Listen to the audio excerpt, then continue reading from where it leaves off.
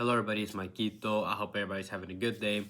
Has had a good day so far. We have another Champions League game, the second game for the semifinal, plus another game that we can talk about that I also have plays for, which is good for us. It means more plays. And you guys know, just because there's games or just because there's two games doesn't mean I won't post. I'm still gonna go through the games, go through all the plays, see if I find anything that I like, and I did find enough that I like to make a video, so that's why I'm posting here. But if I have any edit plays, like always, it will be in the pinned comment either late tonight or it could be tomorrow before the game starts. So if you do want any more plays, just check the pinned comment. I might not have plays. Doesn't mean I'm always gonna have plays, but if I do, they will be in the pinned comment, so keep an eye out for those. But other than that, I'll just get straight into the plays. The first play, this one is on PrizePicks, and that's Lautaro Martinez to go higher than 2 shots away from home for Inter going up against Barcelona.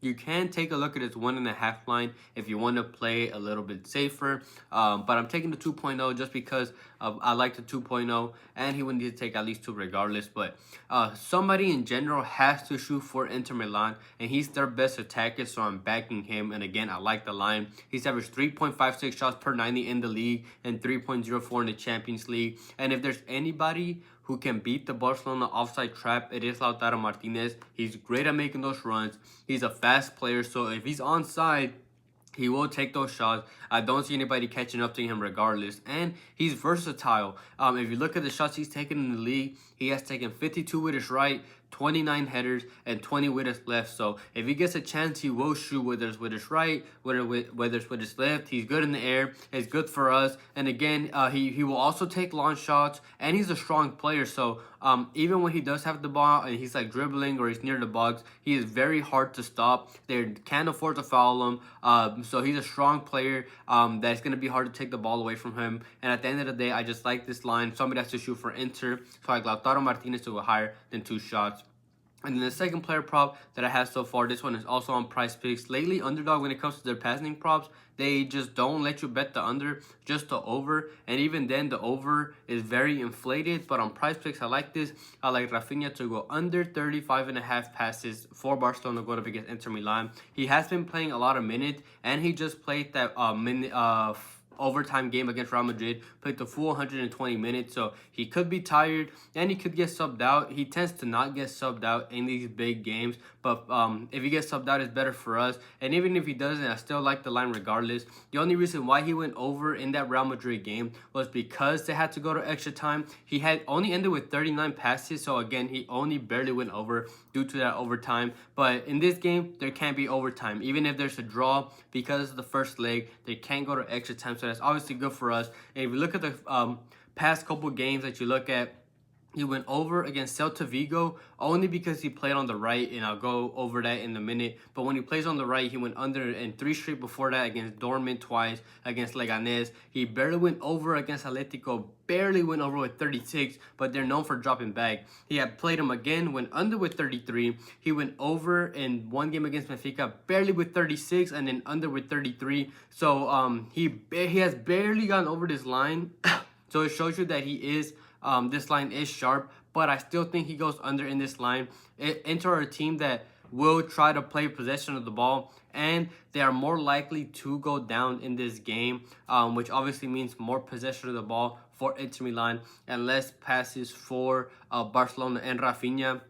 And he is the outlet pass. The reason why I mentioned it's very important that he plays on the left and not on the right is because Barcelona play their attacks down the right with Koundé and Yamal, and because he played on the right when Yamal was in there, he was the one making the plays on that right hand side, hence why he went over. But he plays on the left. He's the one that they're looking to pass the ball so he can shoot. He's not the one really making the plays because they play on the right, not on the left, again with Koundé and Yamal, and especially with no Balde, who is still out injured and very likely to not be back for this game. They're playing Gerard Martin on the left, so they're even less playing on the left than what they usually would with Balde there. So in general, the ball is not on his side. I just like this line. If it does get bumped down, I would not take it. So if somebody asks in the comments, I'll refer them back to this part of the video. If this gets bumped down, do not take it. This line is already kind of sharp as it is, but I like him to go under in this line. So I like Rafinha to go under 35.5 passes. As always, before I get into the money line plays, I would really appreciate it if everybody liked the video and commented as well.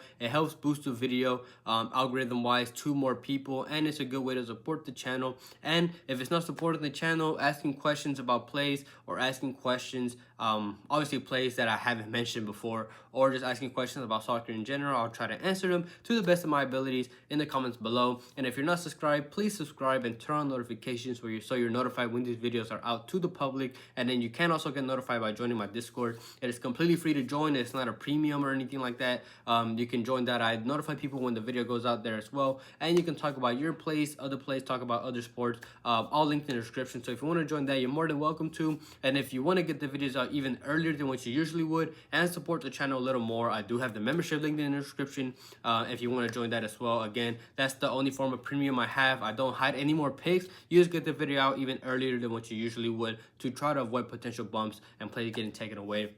And all my links for everything else, whether it's Outlier, whether it's Underdog, PrizePicks, everything linked in the description. So I really want to thank anybody who supports me in any way. I have two money line plays. This one would be the day 2 of the ladder challenge if you're still following that. But this one is for -121, and this is in the CONCACAF Champions League. It is both teams to score in the Inter Miami and Vancouver game. This prop pretty much just hinges on whether Vancouver scores or not, because Miami lost the first game 2-0 and they need to score at least twice to come back. So really we just need them to score one for this play to hit. And it's Inter Miami, who have scored in all 8 games at home so far this season. So I'm not really worried too much about Inter Miami. Really, it's really more about Vancouver. But Vancouver are actually tied for the best attack in the league. They have scored 20 goals in 10 games, and they have still managed to score 8 goals in 5 away games. So it's not like they struggle to score when they've played away from home. And from those 20 goals, they have had 11 different goal scorers, so they can score from anywhere.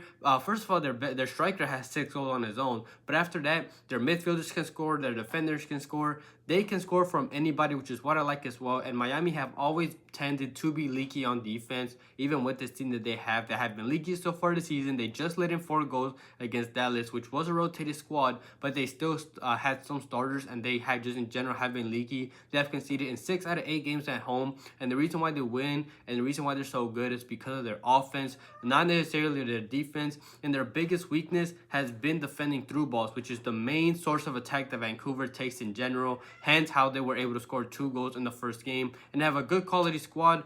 So I trust them to score here. Just because they're up 2-0 don't mean they're not going to go out there and attack again. So I like both teams to score for -121 in the Inter Miami and Vancouver game. My second play, this is a slip for -112, and that's at least 1 goal to be scored in the first half in the Miami and Vancouver game. I already this play already hit in the first game as well, and even without that game, for both sides, this prop has hit in the last 7 out of 10 games between them. There are 2 teams that can score at any time. This prop has hit in 7 out of 9 games for Miami and 6 out of 10 for Vancouver, and I already went over Vancouver's ability to score in the first slip, so I'm not really gonna go over them. I'm gonna go more on Miami just to contribute to that first play. But again, they'll be desperate to score and will either leave gaps defensively for Vancouver because they're pressing so high up, or they'll just score. Besides, in the last game, in the league game, they rested their main players, Alba, Busquets, Suarez, Messi. They rested all their key players, so they rested them specifically for this game because they know they have to be aggressive. So I just see at least 1 goal being scored in this first half. 2 high-scoring teams, one or the other will score. So like at least 1 goal to be scored in the first half in the Miami and Vancouver game.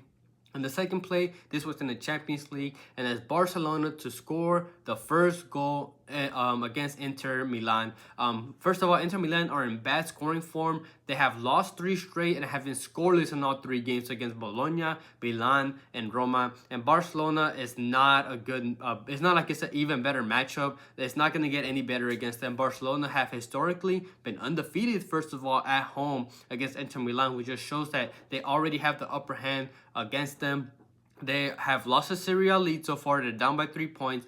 They're down against Milan in the cup. They lost to them, 2-3-0. And in general, their morale's not good. They've lost 3 straight again. They have been scoreless. Their morale is not good. While it's the complete opposite for Barcelona. They still have the league, the lead by 4 points. They just won the Copa del Rey against their biggest rival, Real Madrid. So they're already good morale-wise. They have the best attack so far in the world this season so far. They've had the best attack. And they they still managed to score 3 in the game against Real Madrid despite not having Lewandowski. And it's their 4th straight home game as well, so it's not like they've had to travel. They've been playing at home, and this prop has hit in the last 9 out of 10 home games for them, and the last 9 straight in general in all competitions. They start strong, they have a great defense, and they have an extra day of rest against Inter. Their game was on Saturday, Inter's last game was on Sunday. So in general, Inter's bad form, Barcelona's great form, and then playing at home, I see them scoring first. So like Barcelona to score the first goal against Inter Milan, and it's the slip that I like for -112. Thank you everybody for watching. I'll quickly go over last video's picks. We're so close to sweeping. The other place, meaning no under 2 shots. He didn't even take one, so that was pretty sweat free. I added Hakimi to get at least 2 tackles. He got that second tackle, and then we had PSG to score. They won, let alone score. They scored that goal. And PSG ended with 2 cards. Good thing we took under 2.5 instead of 1.5 because they didn't get that 3rd card. So those 3 plays hit, and the only one that missed was Dembele. He was the one that scored for PSG, but he ended up getting subbed out because he ended up getting injured. So that was unfortunate. The one time we take a player, he gets injured. But we still had a good day, 3-1 day. And hopefully we can carry on the momentum going into this slate, 2 games. I really like these plays, so hopefully we do good. Fingers crossed. As always, like I mentioned, if I do have any added plays, they will be in this video's pinned comment. But other than that, I hope everybody has a good night, a good day, and we can cash out tomorrow.